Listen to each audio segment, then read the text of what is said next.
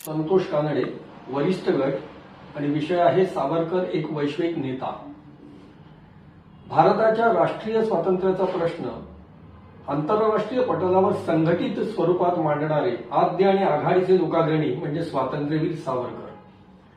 1906 ते 10 अशी अवघी 4 वर्ष ते लंडनमध्ये होते, पण या काळात जागतिक राजकीय घडामोडींचं त्यांना अचूक आकलन होतं।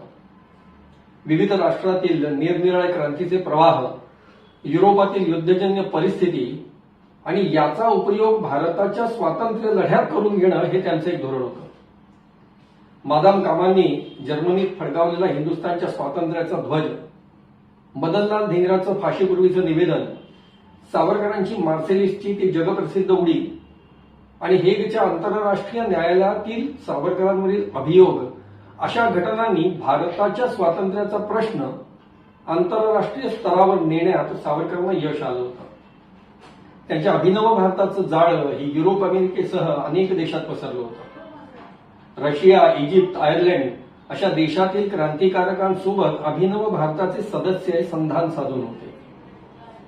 हिंदी राजकारणाला अगदी शून्यापासून जागतिक राजकारणात स्थान मिळवून देण्यात सावरकर आणि सशस्त्र क्रांतिकारकांचा सिंहाचा वाटा होता। अगदी पुढे 1940ला मुंबईमधल्या भेटीत हॉलवेलचे पुतळे पाडण्यापेक्षा जर्मनीला निघा असा सुभाष बाबूंना दूरदर्शी सल्ला देणारे सुद्धा सावरकरच होते। पुढे मग आझाद हिंद सेनेची स्थापना आणि इतिहास सर्वश्रुत आहे। स्वातंत्र्यानंतरही मिळालेलं स्वातंत्र्य अबाधित राखण्यासाठी भविष्यातील वैश्विक राजकारणामध्ये भारताची भूमिका काय असावी हे तत्वज्ञान, हे विचार मांडणारा हा द्रष्टा नेता होता। 1940 साली समाजवाद्यांनी केलेल्या एका सत्कार समारंभात बोलताना ते म्हणाले होते की 1906चा सावरकर आज तुम्हाला मान्य आहे, म्हणजे आजचा सावरकर मान्य करायला पुढची 30-40 वर्ष जावी लागतील। आज त्यांच्या मृत्यू पश्चात 50 वर्षांनी भारताच्या अंतर्गत राजकारणात झालेले बदल हे त्यांच्या विचारांशी कसे सुसंगत आहेत हे आपण पाहतोय। राष्ट्रनेत्याला जागतिक प्रवृत्तीचा अंदाज घ्यावा लागतो आणि त्यानुसार राष्ट्राची उभारणी करायची असते। वर्तमान युगात विश्वबंधुत्व असाध्य आहे आणि राष्ट्रवादाशिवाय तरुणोपाय नाही हा सिद्धांत मांडून त्यांनी भारताच्या सांस्कृतिक राष्ट्रवादाची तर्कशुद्ध मांडणी केली। विश्वबंधुत्व असाध्य असं जरी त्यांनी म्हटलं असलं तरी त्यांचं अंतिम ध्येय मानवताच होतं आणि म्हणून भारताच्या राष्ट्रवादाला त्यांनी हिंदुत्वाची जोड दिली आणि भारताचा राष्ट्रवाद हिंदू राष्ट्रवाद हे गरजून सांगितलं। आजही राष्ट्र हीच संकल्पना प्रभावीपणे वावरताना दिसते। पुढची 500 वर्ष हा प्रभाव राहील यात शंका नाही। मागचे दोन्ही महायुद्ध आणि आजच्या संयुक्त राष्ट्र संघटनेत राष्ट्र हाच प्रभावी घटक आहे। 2 सहस्त्र वर्षानंतर 1948ला नव्याने जन्माला आलेलं जूनचं इस्रायल राष्ट्र गेली 75 वर्ष अरबांच्या वेढ्यात समर्थपणे उभं आहे ते राष्ट्रवाद आणि सामर्थ्यवादामुळेच। ज्या सामर्थ्यवादाला सावरकरांनी शिरोधार्य मानलं त्या सामर्थ्यवादाची कास धरल्याशिवाय आजच्या राष्ट्रवादाच्या युगात गत्यंतर नाही।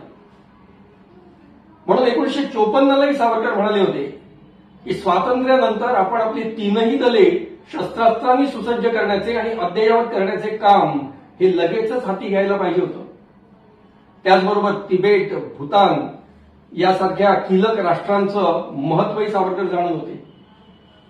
आपण मात्र या सूचनेकडे दुर्लक्ष केलं, पंचशिलासारख्या उच्च तत्वांमध्ये रममाण राहिलो आणि परिणामी 62च्या युद्धामध्ये चीनला आपली भूमी गमावून बसलो। सागरी सुरक्षिततेबाबतही त्यांनी सूचना केल्या होत्या। अगदी 1911ला अंदमानात पाऊल ठेवताच समोर मृत्यूचा जबडा वासून उभा असताना त्यांच्या मनात विचार आले की इथे भारताची वैमानिक आणि सामुद्रिक ठाणी असावीत, म्हणजे पूर्वेकडून येणाऱ्या शत्रूला पहिला धक्का अंदमानातच देता येईल।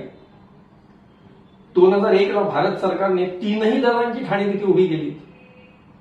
आज मलाक्काच्या सामुद्रधुनीतनं शत्रू जर पुढे आला तर त्याला अंदमानातच रोखता येईल।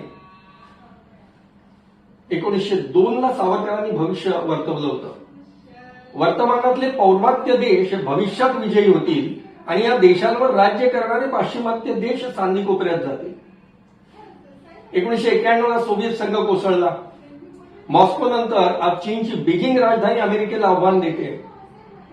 इंडो पॅसिफिक विश्वामध्ये चीन आणि भारताची अटीतटीची स्पर्धा सुरू आहे। अमेरिकेचं लक्षही आता युरो अटलांटिक कडनं आशिया पॅसिफिक कडे वळालंय. म्हणजे सावरकरांचं हे भाकीतही खरं ठरलंय. परराष्ट्र नीतीमध्ये त्यांनी साध्यानुकूल सहकार्य आणि प्रतियोगी सहकारिता या तत्वांचाच कायम पुरस्कार केला. साध्याला अनुकूल असेल तोपर्यंतच सहकार्य करावं. भारताचं हित जपणाऱ्या राष्ट्राबरोबर मैत्री करावी आणि वैर करणाऱ्या राष्ट्राला योग्य तो धडा शिकवावा हा त्याचा अर्थ. आजचा भारत अर्ज विनंत्या करणारा राहिलेला नाही, तर वेळ प्रसंगी तो घरात घुसून सर्जिकल स्ट्राईकही करतोय हे त्यांनी जगाला दाखवून दिलंय. 1939ला हिंदू महासभेच्या अधिवेशनात सावरकर म्हणाले होते, ब्रह्मदेश आणि तिबेट ही राष्ट्रे आम्हास धार्मिक दृष्ट्या जवळची वाटतात आणि अशा राष्ट्रांबरोबर संघ करावा. आज भारताची विदेश नीती ही पूर्वाभिमुख झाली. आज जगाला भेडसावणारा सर्वात मोठा प्रश्न म्हणजे इस्लामिक आतंकवाद. आणि सावरकरांनी स्वच्छ शब्दात सांगितलं होतं की मुस्लिम प्रश्नांची बीज ही इस्लाममध्ये अंतर्भूत आहे.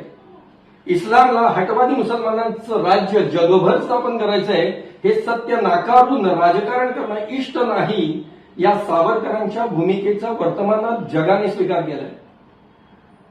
आणि सर्वात शेवटी स्वातंत्र्याचा आनंद हा समाजातील सर्व घटकांना सारखाच मिळायला हवा आणि विकासाची संधी सर्वांना समान मिळायला हवी, यासाठी सावरकरांनी समाज सुधारण्याचे अविरत परिश्रम केले.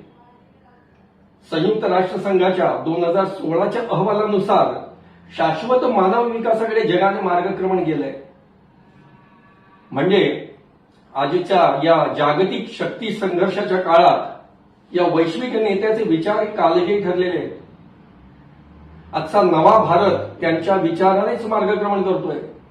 तो हिंदुत्वाचा अभिमान बाळगतोय आणि जगाला आपल्या वैभवशाली परंपरांचं दर्शन घडवतोय. भविष्यात देशाला मी सांगितलेल्या मार्गावरूनच जावं लागेल ही त्यांना खात्री असावी, म्हणून ते म्हणाले होते, माझे शब्द खोटे ठरले तर वेडा ठरेन मी आणि खरे ठरले तर प्रोफेट ठरेन मीच. धन्यवाद.